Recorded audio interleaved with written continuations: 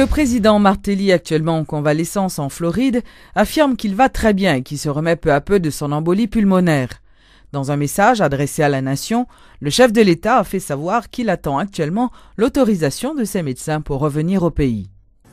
Je salue toute population haïtienne, tout le monde qui suit dans 4 coins pays à Claude Bodlo. C'est un grand plaisir aujourd'hui pour me sentir en santé, pour me sentir jam, pour me parler avec nous. Avant de commencer, je dis grand maître là, merci. Je dis merci tout à chaque grand monde qui te gagné dans la prière, dans le cœur, dans le moment difficile que moi j'ai traversé. Prière nous monter, grâce la descend. Quoi nous connaissons déjà, après l'opération, moi j'ai fait dans les épaules droite, moins 5 avril qui sont passés. Moi j'ai vu quelques malaises qui t'ont empêché de participer dans le sommet des Amériques. Là. Mais grâce à une délégation qui était en tête, le ministre des Affaires étrangères avec quelques parlementaires qui étaient allés en Colombie, le pays d'Haïti était représenté comme ça doit. Comme pendant ce temps, moi j'étais toujours pas de sentiment forme. Sous recommandation équipe médicale moyen en Haïti et Miami, moi j'ai fait un voyage à l'étranger pour te garantir moi t'ai qu'à joindre tout soin que l'État t'es qu'à nécessité. Rive nous rive, examen yo te révélé une embolie pulmonaire. C'est une complication qui peut causer la mort. Mais chance moins. Comme grand maître là qu'on est, tête calée par Kafaya, l'été épargné moins. Haïti, tant que Miami, c'est le docteur haïtien qui te prend soin président.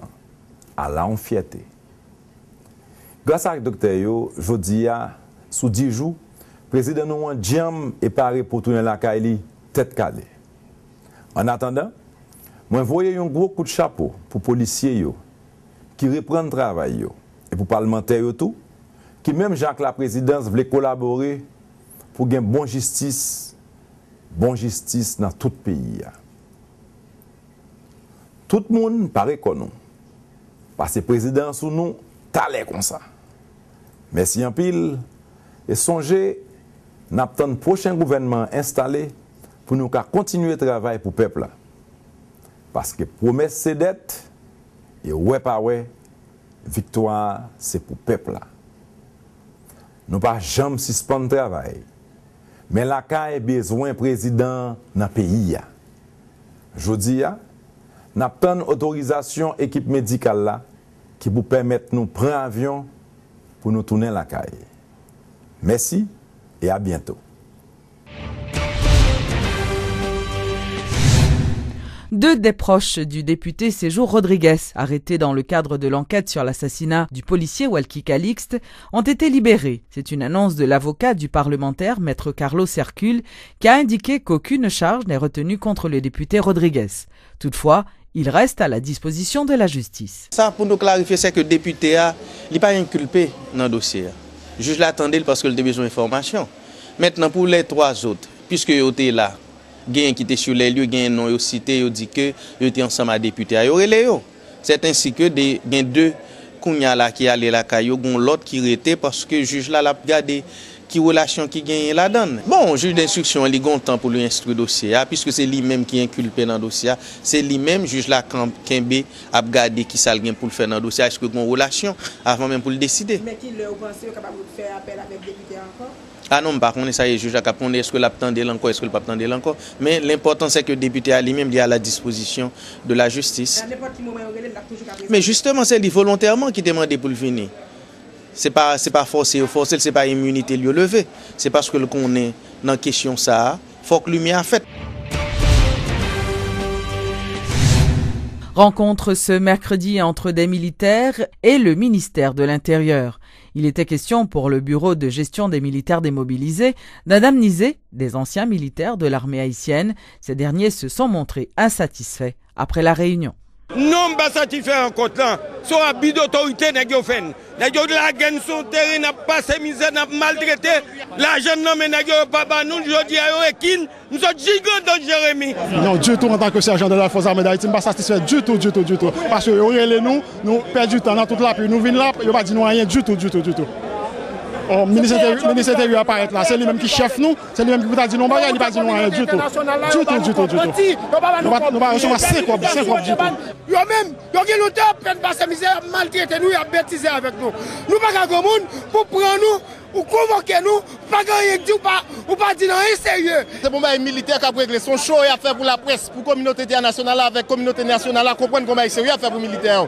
Il y a 18 ans, il y a un salaire, nous pas posé problème avec nous. Ça veut dire qu'on prend pause, il y a un inscrit moun sous papier, fait démagogie depuis près de 6 heures de temps et pas rien faire. À la dernière minute, on renvoie, on pas dire exactement qu'il est à payer militaire. C'est un véritable désordre, nous vraiment contester ça qui fait là. Donc par rapport à ça, qui ça nous peut faire nous-mêmes? Et ceci, nous suivons. Parce que nous ne pouvons pas faire des autres, nous étions très conséquents. Ces militaires, nous étions disciplinés. Si définitivement, ils n'ont pas sorti dans le mutisme, pour donner effectivement 18 arriérés salaire nous. Troisième tranche indemnité nous. Fonds de pension, nous, assistance sociale, fonds d'urgence, dédommager nous. Militaires qui ont une capacité, qui ont intégré dans la structure sécurité pays, n'a appliqué plan B. Plan B, c'est qui ça? Plan B, donc tout militaire, dans tous 4 coins pays, connaît ça plan B.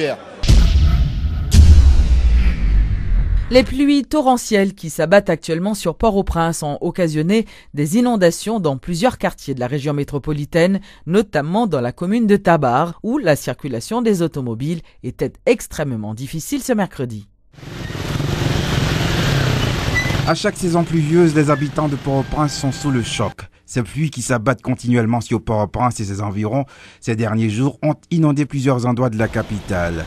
Carrefour, la zone de l'aéroport et Tabar sont les plus touchés par ces averses. Ici à Tabar, les eaux ont envahi les maisons et les rues. Les voitures et les piétons ont du mal à circuler dans cette commune à cause des inondations. Une saison estivale qui s'annonce très pluvieuse, Port-au-Prince et ses communes environnantes sont dans une situation de plus en plus précaire.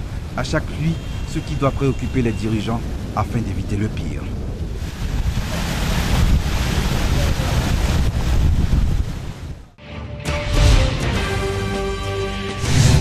À l'initiative de la Chambre franco-haïtienne de commerce, des responsables de plusieurs firmes de construction ont présenté ce mardi de nouveaux matériaux devant servir à la construction de logements.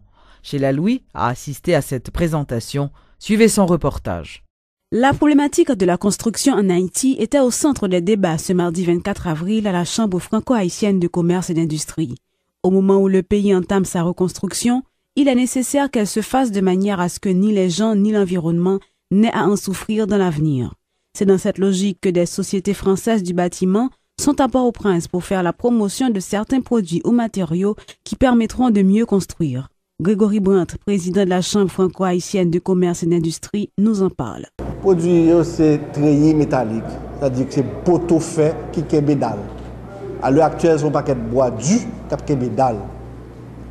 Donc, poteau lui-même qui a fait 15 ans, 20 ans, bois dur a fait 3 ou 4 dalles.